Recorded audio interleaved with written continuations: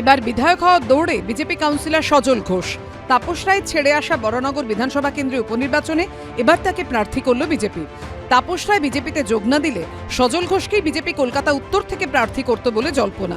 এবার সেই তাঁকেই বিধানসভার লড়াইয়ে নামালো বিজেপি। বড়নগর থেকে এবার আপনি পাশ করতে পারবেন বউবাজারের বাসিন্দা?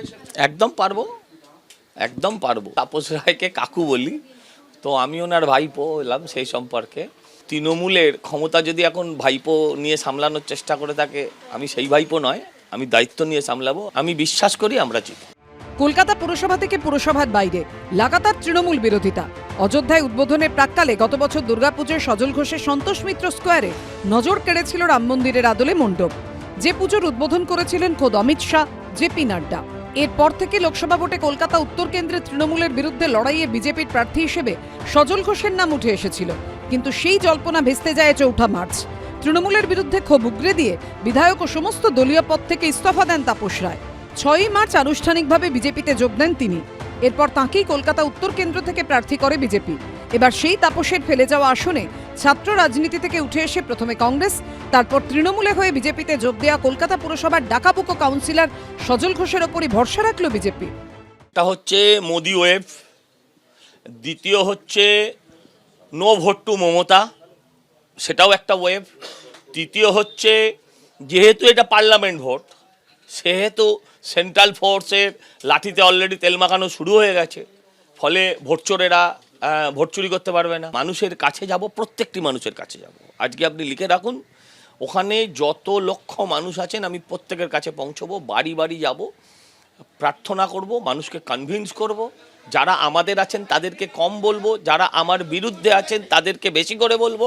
বিজেপি, বাম, কংগ্রেস আর কে কোথায় প্রার্থী দিচ্ছে, এটা গণতন্ত্রে এটা খুব স্বাভাবিক ব্যাপার। আসল কথা হলো ভোটের ফলাফল ঘোষণার দিন দেখবেন তৃণমূল কংগ্রেস জিতেছে। লোকসভা ভোটের সঙ্গে দেশ জুড়ে 26টি বিধানসভা কেন্দ্রে উপনির্বাচন। এর মধ্যে রয়েছে রাজ্যের বড়নগরের পাশাপাশি ভগবানগোলা। 2021-এ তৃণমূলের টিকিটে সেখানে জয়ী হন ইদ্রিস আলী। তাঁর প্রয়াণের পর সেই আসনটিও খালি রয়েছে। সেখানে বিজেপি প্রার্থী করেছে ভূমিপুত্র তরুণ নেতা ভাস্কর সরকারকে। উন্নয়নের পক্ষে ভোট চাইব। আমরা চাইব যে আগামী দিনে ভগবানগোলাতে যে পিছিয়ে পড়া এলাকা, সেই এলাকায় ডেভেলপমেন্ট করব এবং ভোট চাইব ধর্ম বর্ণ নির্বিশেষে। রাস্তায় লাইট নেই, পানীয় জলের অভাব। এখনও পর্যন্ত এই অঞ্চলে অনেক বাড়ি আছে যেখানে পাইপ লাইন হয়েছে কিন্তু পাইপ এখনও জল আসেনি। এই যে বড় দুর্নীতি, আজকে ঘর ঘর জল কেন্দ্র প্রকল্প, সেগুলো এখনও জল জীবন মিশন যেটা এখনও চালুই হয়নি।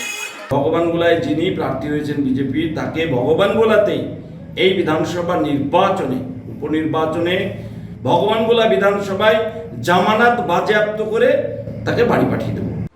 7ই মে তৃতীয় দফা লোকসভা ভোটের দিন ভগবানগোলা বিধানসভা কেন্দ্রে উপনির্বাচন, আর বড়নগর বিধানসভা কেন্দ্রে উপনির্বাচন হবে 1 জুন 7ম দফা লোকসভা ভোটের সঙ্গে। ফল ঘোষণা হবে 4 জুন। বিজেন্দ্র সিংহ, ময়ূর ঠাকুর চক্রবর্তী ও রাজীব চৌধুরীর রিপোর্ট, এবিপি আনন্দ।